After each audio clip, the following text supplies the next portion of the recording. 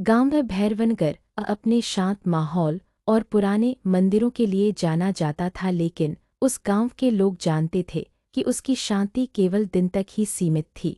रात ढलते ही वहां एक ऐसी जगह थी जहां कोई नहीं जाता था, गांव का पुराना कुआं। वो कुआं गांव के बाहर पुराने पीपल के पेड़ के पास था। उसकी ईंटें आधी टूट चुकी थीं, पानी सूख चुका था, पर गांव वाले कहते थे कि कुएं के अंदर से कभी-कभी किसी औरत के रोने की आवाज़ें आती हैं।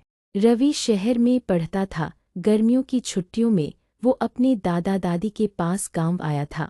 रवि को बचपन से ही भूत प्रेत की कहानियां सुनना अच्छा लगता था, लेकिन वो उन पर विश्वास नहीं करता था।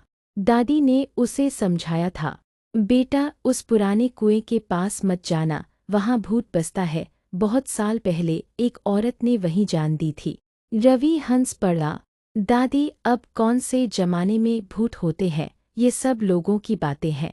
दादी गंभीर होकर बोली, तू हंस ले बेटा, लेकिन उस कुएं की परछाई किसी को नहीं छोड़ती। एक रात रवि के दोस्तों ने उसे चुनौती दी, अगर तू सच में नहीं डरता तो रात में उस कुएं तक जाकर दिखा। रवि ने चुनौती स्वीकार कर ली। रात के 10 बजे वो टॉर्च लेकर अकेला निकल पड़ा।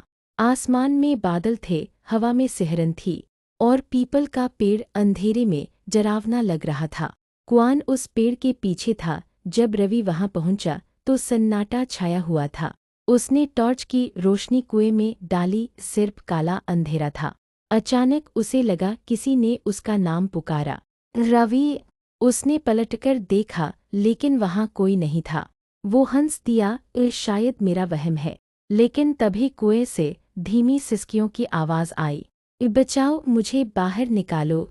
रवि का दिल जोर से धड़कने लगा। उसने टॉर्च फिर कुएं में डाली, और इस बार उसे एक सफ़ेद साड़ी पहनी औरत की परछाई दिखी।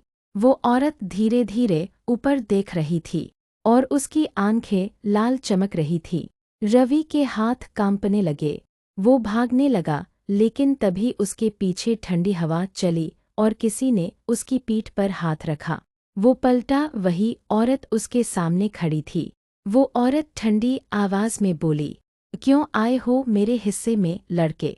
रवि की आवाज़ बंद हो गई। वो बोला, मैं बस देखना चाहता था यहाँ कौन है। औरत की आंखों में दर्द था। उसने कहा, मुझे मरने से पहले कोई नहीं बचा पाया, अब तुम भी नहीं बच पाओगे। उसने रवि का हाथ पकड़ लिया। उसका स्पर्श बर्फ जैसा ठंडा था। रवि चीख पड़ा और जोर से झटका मारकर भागा। वो घर पहुंचा, पर जब उसने दरवाजे पर दस्तक दी, अंदर से कोई जवाब नहीं आया। उसने पीछे देखा, कुएं की औरत उसके पीछे थी। वो धीरे धीरे गायब हो गई, लेकिन उसकी फुसफुसाहट हवा में रह गई। अब तू मेरा हिस्सा है। सुबह जब रवि की दादी उठी तो उन्होंने देखा कि रवि का बिस्तर खाली था। कपड़े, टॉर्च और जूते सब गायब थे। गांव वालों ने पूरे इलाके में खोज की, लेकिन रवि का कोई निशान नहीं मिला। कुएं के पास उन्हें रवि की टॉर्च और उसका एक जूता मिला। दादी रोती रहीं, मैंने कहा था उस कुएं के पास मत जाना। गांव में फिर से डर फैल गया। किसी ने भी रात को बाहर निकलना बंद कर दिया। 3 दिन बाद रवि का दोस्त अर्जुन आया। उसे विश्वास नहीं था कि रवि गायब हो गया है। उसने गांव के लोगों से पूछा, लेकिन सबने एक ही बात कही, वो कुएं की औरत उसे ले गई। अर्जुन ने तय किया कि वो सच्चाई पता करेगा। रात को उसने अपने मोबाइल में रिकॉर्डिंग ऑन की और कुएं की तरफ गया।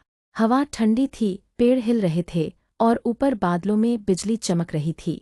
जैसे ही वो कुएं के पास पहुंचा, उसने सुना, अर्जुन। वो रुका, डर के मारे कांप उठा। कौन है वहाँ? कुएं से आवाज़ आई, मैं रवि हूँ, मुझे बचा ले। अर्जुन का चेहरा पीला पड़ गया। उसने टॉर्च कुएं में डाली और नीचे से रवि का चेहरा पानी पर तैरता हुआ दिखा। उसकी आंखें खुली थीं और होठों पर किसी अदृश्य मुस्कान की झलक थी। अर्जुन ने कांपते हाथों से मोबाइल गिरा दिया और भाग गया। अगले दिन अर्जुन ने गांव के बुजुर्ग रामसेवक बाबा से पूछा, बाबा, इस कुएं की कहानी क्या है? बाबा ने लंबी सांस ली और बोले, बेटा, बहुत साल पहले इस कुएं के पास एक औरत रहती थी और उसका नाम सावित्री था। उसका पति परदेश चला गया और कभी लौटा नहीं। लोग कहते हैं वो औरत पागल हो गई।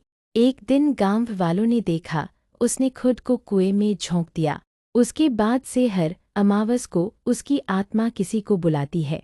बाबा ने आगे कहा, जिसने भी उस रात कुएं में झांका वो फिर कभी वापस नहीं आया। अब उस कुएं को शापित कहा जाता है। अर्जुन के